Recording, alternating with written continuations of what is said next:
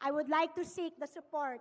I would like to seek the support of our city councilors to help me address my commitment to the UN fast-track initiatives to decrease the number of persons living with HIV to 0 by the year 2030. We will call this program 0 at 30. Because for everyone's information, Quezon City has the highest HIV rate in the whole Philippines with a 10%. 10% of all persons living with HIV are in Quezon City. And my promise to the international community is I will work to make sure that we will have 0 cases by 2030. Please help me, all of you open-minded councilors out there. Salamat kina Konsehal Diorela Soto at Franz Pumaren. We will also be increasing our medical assistance. Kung dati, 3,000 pesos lamang ang natatanggap ng mga dumudulog sa atin, ngayon 5,000 pesos na. Bukod pa riyan, naging fully operational level 1 hospital na ang matagal na nating hinihintay na Rosario Maclang Bautista Hospital sa Barangay Batasan Hills. Congratulations, Dr. Cabotaje. We have done it. More work has to be done to address the health requirements of Quezon City residents. But progress is being made and more progress will be made. In the months to come, keeping our people safe goes hand in hand with safeguarding the health of our people. One of our goals is to provide safe and orderly communities in the city. Atin pong pinag-iigting ngayon ang mga hakbang upang maging ligtas ang lahat ng mga mamamayan. We recorded a 17% drop in index crimes according to PNP data compared to this time last year. And a big part of this accomplishment can be attributed to the tremendous support of our former Mayor, Herbert Bautista, for providing assistance to the QCPD. With a new facility at the female dormitory at Camp Karingal, and I thank Mayor Herbert Bautista for this project, but I inherited it unfinished. We were able to finally finish it with the help of engineer Gani Versosa, and now are able to bring down the congestion rate from 1,243% to 498%. At least now, they have space to exercise, beds to sleep on, and a shower in each cell. And my next project, together with our women counselors, is to build their old quarters so that they can now have a livelihood training center and classrooms in which they can finish their high school and college education. In line with our proposed no-contact apprehension policy, cameras are now in place along P. Tuazon, corner 15th Avenue as proof of concept. Kaya sa mga dumadaan dito, you have been warned. Dapat misis ninyo ang kasama ninyo. Jan, bakit ka tumatawa? Berna, sorry, nandyan yata si Berna. Once finalized, all city-owned and operated intersections will have this technology. This is to avoid corruption and lessen human friction in traffic management. Thanks to DRRMO Chief Carl Michael Marasigan, we restored the connection of over 96 CCTV cameras to monitor key junctions and thoroughfares in our city kasi hindi pala siya umaandar. And he has reassured us that the remaining 148 city-owned CCTV cameras that are now down will be up and running by the end of this month. Where's Mike? Promise. It's Mike. Promise mo yan. Our Business Processing and Licensing Department, headed by Margarita Santos, has made many reforms to ensure compliance to the ease of doing business law without compromising our zoning ordinance and collections to the city or disregarding the regulatory requirements needed to avoid a repeat of the Ozone and Manor Hotel tragedies. For example, only 11,000 environmental clearances were issued from the 6-month period of January to June 2019, but 15,000 were issued from the 3-month period of July to September 2019. Last year, 30% of all business permits were not in allowable zones and did not have locational clearances. Now, we have ordered full compliance with our zoning ordinance, and from 35 approved clearances a day from January to June, these have increased to 150 a day since July. Alam kong ayaw niyong pumalakpak, nandito si Mayor Herbert Bautista. Mayor, yan lang naman ang totoo. Occupational permits can now be released as quickly as 3 minutes. And in keeping with our mandate of speedy services, occupational permits can be processed on-site starting January of next year for businesses with 300 employees or more. Karagdagan pa, pinasimple rin natin ang pagbabayad ng barangay clearance fees.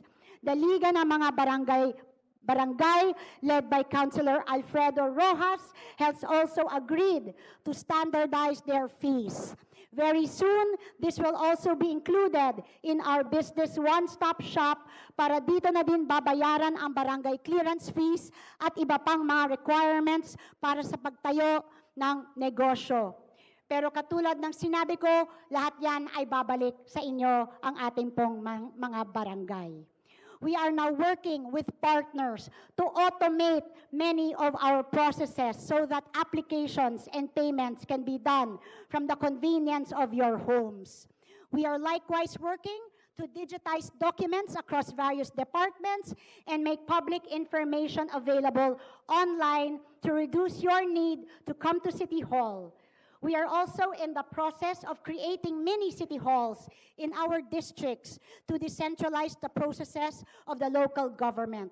We can start by requesting our city councilors from the 5th district to rationalize the Novaliches District Center and add more plantilla positions because right now there are only 8 plantilla positions in NDC. Everybody else is contractual. Sa pakikipag-ugnayan ni City Treasurer Ed Villanueva sa mga malls, magkakaroon na tayo ng mga business offices kung saan pwede nang magbayad ng buwis at iba pang transaction sa ating gobyerno. Currently, we have these offices in Robinson's Mall, Novaliches, Ali Mall, Cubao, and soon in Robinson's Mall, Magnolia, Robinson's Mall, Galleria, Ayala Fairview Terraces, and Fisher Mall. Umaasa tayo na by decentralizing, which is my firm belief, ay maiiwasan na ang napakahahabang mga pila dito sa City Hall para lamang sa pagbabayad ng ating mga buwis. Nagbabayad ka na nga, pinapahirapan ka pa. Ngayon, nasa mall ka na. We are also developing new programs to improve the business climate in our city. By developing innovation hubs and other growth hubs, we hope to invite more companies and investors to Quezon City. Through our new Investment Affairs Office, headed by former Councilor Joseph Huico, a new telecoms company is scheduled to set up shop in Quezon City. LBS Telecoms, which specializes in telecom tower construction and back office work, will hire 800 Quezon City residents. Its clients include Globe, Smart, and Converge. This office is also in charge of forging PPPs or public-private partnerships, and we are happy to report several prospective projects in the pipeline. Congratulations, Sep Huico. Walang tulog po si Sep. tinulungan po niya ako magsulat ng aking talumpati. Pope St. John Paul II, the second one wrote, I put this in for you because it's religious. The earth will not continue to offer its harvest except with faithful stewardship. We cannot say we love the land and then take steps to destroy it for use by future generations. Isa sa mga prioridad ng ating administrasyon ay climate change mitigation. Sa katunayan nga, tayo ang nag-iisang lungsod sa Pilipinas na kasama sa isang pagtitipon-tipon ng mga malalaking mga syudad, simula bukas sa Copenhagen, Denmark, upang bigyan diin ang ating pagtaya sa pangangalaga ng ating kalikasan. And I would like to acknowledge and give credit to Mayor Herbert Bautista dahil sa kanya nanggaling ang impetus na sumali sa prestigyosong samahan na ito na kasama ang mayor ng New York, ng Berlin, ng London, ng Paris. No? So, baka ikaw pa nga ang hinihintay nila, hindi naman ako. Baka magulat sila. Kala nila naging LGBT ka na. Among our plans include solarization of government-owned buildings, reducing our solid waste generation, supporting mass transit initiatives, enhancing wastewater management, and promoting walkability and bike-friendly initiatives. Tungo sa hakbang na ito, atin pong iimplementahin sa darating na taon ang Gora Lane project ng ating City Parks Department headed by Ms. Nancy Esguerra. Ma'am Nancy, please rise. Yeah, that's Ma'am Nancy. Project niya po ito. GORA meaning green, open, renewable, accessible lanes. This will provide safe, walkable, bikeable, and beautiful pathways in our city. We have also allocated a substantial amount to enhance the beauty and walkability of East Avenue, which tourism experts say has vast potential, it being covered by a canopy of trees and natural shade. Diba, mga taga 4th District, maganda maglakad kasama ng boyfriend at asawa. Okay. Ang Quezon Memorial Circle, ang Central Park ng ating lungsod. At bukod sa pagtanggal ng mga eyesores at tiyangge sa ating pinakamagandang ganawin, sisimulan na natin implementahin ang Master Redevelopment Plan ng Quezon Memorial Circle upang maging isang major tourist destination. This will not only include a physical makeover, but also a complete events program for the whole family to enjoy. A farm-to-consumer weekend market is in the works, as well as weekly doses of culture and art, and soon we will be launching Pop QC, meaning tiyanggi siya, pero pop meaning proudly made original products of Quezon City, Pop QC. In line with our environmental thrust, I wish to thank Councilor Dorothy Belmonte for sponsoring an ordinance prohibiting the use of single-use plastics and utensils in our city. We in City Hall should lead by example and bring our own tumblers and jugs.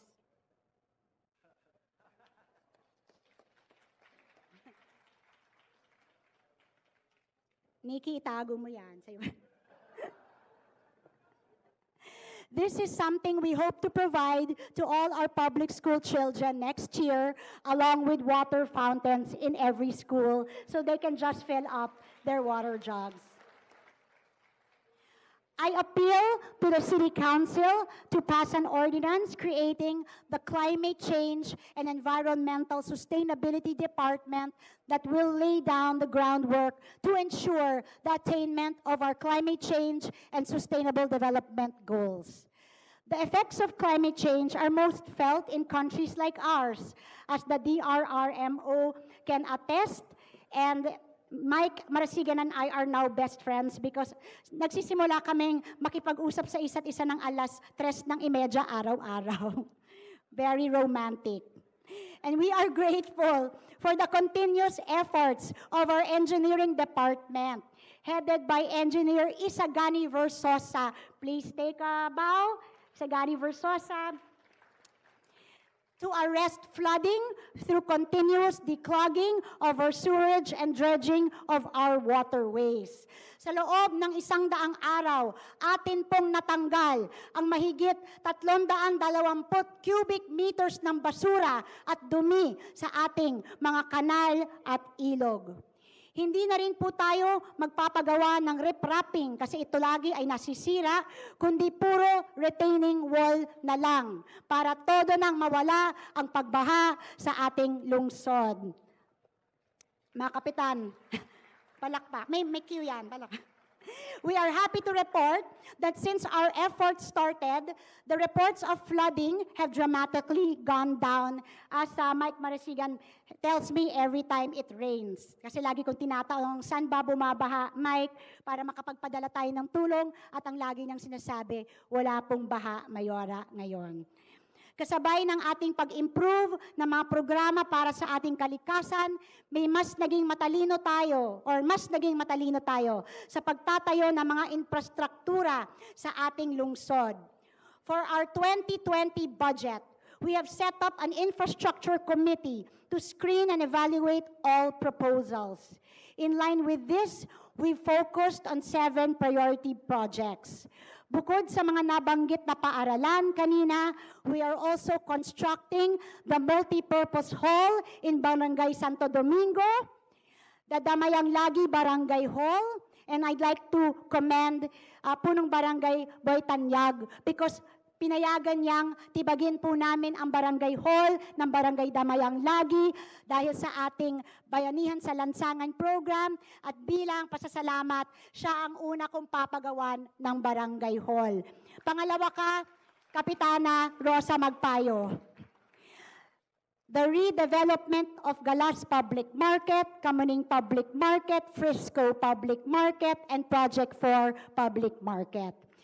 We will also begin the retrofitting and renovation of the Quezon City General Hospital, where the new and improved dialysis center will be located, and this will be dedicated to Councilor Kate Coseteng. These are but a few among other infrastructure projects kasi baka natatakot kayo hindi kasama. Kasama rin naman po yung mga iba ninyong mga requests. No, that our newly passed Freedom of Information Ordinance, kudos to you, Vice Mayor Soto, will allow you, all of you, full access to and full scrutiny, so you will know exactly how we spent the budget of our city on infrastructure. Thank you, Councilors Ivy Lagman, Lena Marie Wico, Estrella Valmosina, and Restituto Malangin for finally making our good governance dream closer to reality. To aid our infrastructure program, we have created the City Real Estate Management and Control Office, thanks to Councilor Bernard Herrera. This office will solve the problem of valuing, managing, acquiring, and disposing of city government land and property. Sa tulong ng tanggapang ito, mas mapapabuti ang pangangasiwa ng iba't ibang ari-arian ng pamahalaang lungsod. At the end of the day, our ultimate goal is improved services to our people through good governance. And this begins with increased representation by the people themselves. Masaya kong pinaparating sa inyo na magiging masigla ang pakikilahok ng civil society sa pangangasiwa ng ating pamahalaan sa mga darating na taon. From just over 381 accredited CSOs in 2001, when my father began his first term. Is my father present? Are you listening? Listen. Minsan lang kita i-extra. We now have more than 1,600 civil society organizations representing many more sectors, including solo parents and LGBTQI++. Tunay na isinasakatuparan natin ang ating adhikain na kasama ang lahat sa pag-unlad. Thank you to Councilor George Banal Sr. and BCRD's Ricardo Corpus for seeing this dream of increased people participation to fruition. Improved governance is also reflected in a motivated and highly focused workforce. Our city administrator works with each department to determine their targets and key performance indicators as a means of ensuring everyone is working together in the achievement of their department's goals and ultimately that of the cities. We will practice meritocracy in the promotions process and expose our employees to capacity building programs so that they may acquire new skills and knowledge to enable them to aspire for promotion and job security. So ngayon, wala na pong palakasan dito sa ating lungsod, mag-aral lang po kayo, ipasa lang ninyo yung mga requirements at yung necessary exam at kahit hindi kayo kilala ni Franz, hindi kayo kilala ni Eric, hindi ko kayo kilala, pwede po kayong ma-promote based only on your performance and your abilities. We have also formulated a new merit promotion plan to reward our most talented public servants with rapid advancement. In professionalizing our workforce, we will also be launching within the next few days our email services so that official communications to and from the Quezon City government will be coming from an official address, the quezoncity.gov.ph domain. Kasi nakita ko yung mga email ko galing kay ating city attorney, Nino Casimiro, ang nakasulat from daredevil.gmail.com. Parang napaka-unprofessional naman pag pinapadala natin yung mensahe na yan sa ibang bansa. Ngayon, qc.gov.ph na.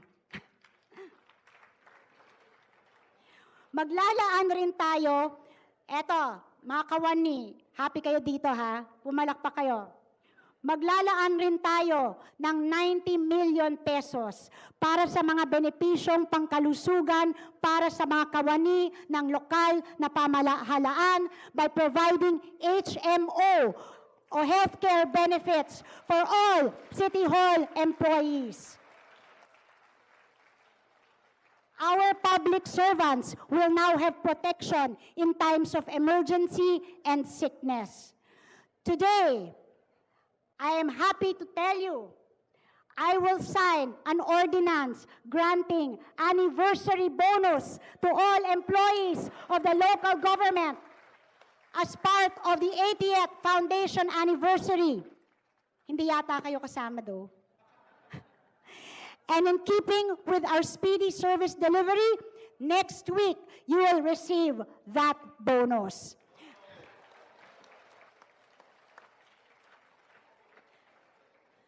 As part of our agenda to ensure all is in order, Executive Order Number 1 established an internal auditing system to make sure we in government comply with all laws, rules, and regulations as the embodiments of the people's trust and confidence, and that we are meticulous with our work for the benefit of our city. For example, since we intensified, because of this EO, we intensified our real property inventory efforts, and we have registered an estimated 2,800 new real property units, representing an additional 2.3 billion in assessed value and an estimated 66 million in additional annual taxation.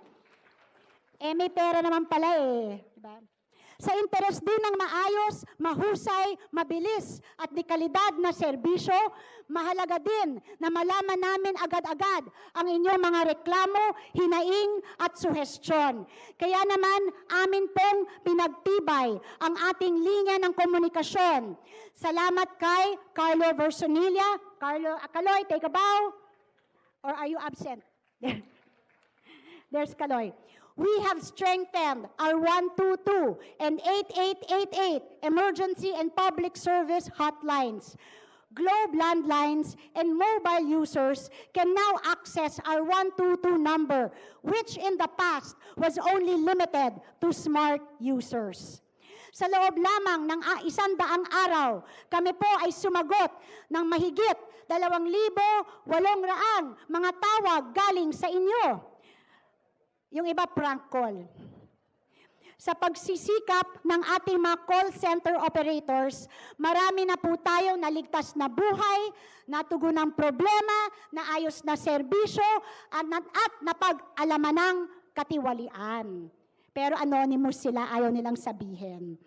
Tayo rin po ay gumawa ng bagong Quezon City Facebook page na kung saan mas mapapadali ang ating pakikipagpanayam sa mga mamamayan. At ang aking lang pakiusap, sana tunay na concern ang inyong ilagay. Huwag niyo naman akong i-bash. Kung gusto niyo po akong i-bash, sa Facebook personal page ko na lang. This is our fastest and most convenient line of communication. Our official Quezon City website will soon also contain all downloadable forms. Unti-unti na po tayong nagiging tunay na smart city.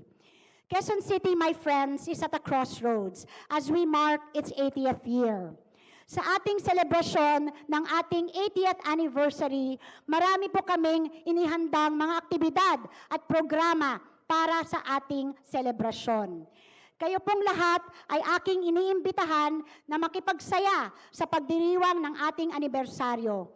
Minsan lang tayo maging 80 years, pero mas marami pa tayong taon na bubuuin para mas maging matibay at matagumpay ang ating lungsod. Our culminating activity will be the world's largest multi-city hackathon. Ano ba yung hackathon? This is an ideas fair, mga idea na mga ideas and a gathering of 4,000 socially conscious individuals in Smart Araneta Coliseum for 24 hours to try to solve some of our country's most pressing problems using technology. Together with our partners, the Araneta Group of Companies and Impact Hub, this is our city's contribution to the Guinness Book of World Records, wherein we want to gather as many smart, intelligent, and people who love their country under one roof to try to help the country. Kaya hindi lang po tayo magaling sa world record sa Zumba o kaya sa paghahalikan, matatalino din po ang mga taga Quezon City. As the needs of our residents grow, so must our capacity to respond to their concerns. This is the rationale behind our proposed budget for 2020. Hindi gaano kalaki, Majority Floor Leader. 27 billion pesos lang. 30% higher than in the past year. Okay na ba yan sa'yo? Okay na, pwede na ba yun? Okay. This I must point out, is being made possible without raising our taxes. As a bonus, we will even be providing tax incentives to all new businesses for the next 2 years. Our goal is to provide for your needs without burdening you with its costs. Hindi po tayo nagtaas ng buwis. Hindi po tayo nagdagdag ng pabigat sa inyong mga balikat. Napagtagumpayan po natin ito nang dahil sa pinaglalaban ko at ni Gian mula ng unang araw pa lamang namin dito bilang mga halal na opisyal. good governance or maayos, mahusay, matino at may pusong pangangasiwa. 27 billion pesos because of good governance. Vice Mayor Gian, mabuhay ka. Yes, here in Quezon City, we think with our heads, but we act with our hearts. But I will be the first to admit, however, that our city will only go as far as we take it. Quezon City will only be successful if there will be active participation from all its citizens. Kahit na sino ka pa, may boses ka sa Quezon City. Ang ating opisina ay bukas sa lahat ng mga suhestyon, reklamo at rekomendasyon. Asahan ninyo na kami ni Vice Mayor Gian Soto, mga konsehal ng mga distrito at mga punong barangay at mga kagawad ay buong pusong maglilingkod sa inyong lahat. Our motto will always be, kasama ka sa pag-unlad. All of you are part of our success. Tayo po ay magtulungan, hawak kamay upang matamasa ang mas maunlad na buhay. To the private sector, we encourage you to partner with us and help us to develop the city and maximize its potential. To our residents, we urge you to make your voices heard, to support the campaigns of the city government, and to be one with us as we move Quezon City forward. The times require that we be strong, steadfast, and resolute as a people. They demand that we are strong in our convictions, that we show we are steadfast in our principles, and that we remain resolute in our desire to make Quezon City not just one of the greatest cities in the country, but one of the most developed in the entire world. Sa tulong nyo, at sa tulong ng Panginoong may kapal, walang imposible. Hindi lang sa lansangan yan. Motto natin yan, walang imposible. Maraming salamat po at mabuhay tayong lahat.